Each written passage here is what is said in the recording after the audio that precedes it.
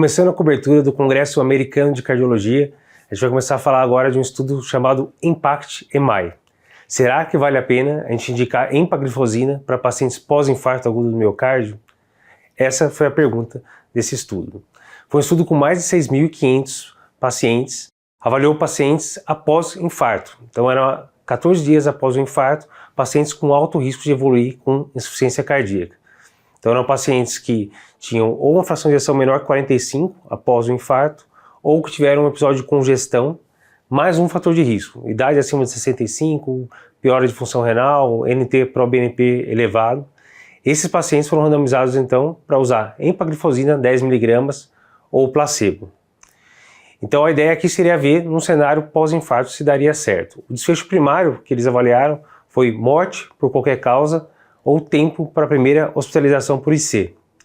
Quase 80% dos pacientes tinham fração de ejeção menor que 45%, e muitos acharam que por isso o estudo viria positivo. Mas o resultado foi neutro. Não houve redução significativa desse desfecho composto de morte por qualquer causa ou primeira hospitalização por IC. Quando eles foram avaliar os desfechos de forma separada, olhando só o tempo para a primeira hospitalização por IC, aí sim a gente teve uma redução de 23%, e quando eles foram avaliar a hospitalização total por IC, uma redução de 33%. Lembrando que o desfecho primário foi neutro.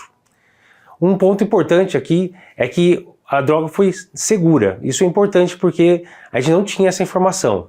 A gente tinha vários estudos em IC crônica, o DAPA, Heart Failure, o Emperor Reduced. Tinha estudos após uma IC descompensada, mas não pós-infarto, o Impulse. Agora, com os resultados do DAPA-MI, com a dapagliflozina, e agora com o IMPACT-MI, a gente vê que a medicação é segura para usar nesse cenário pós-infarto. Vale a pena usar, então? A gente deve usar para todo mundo?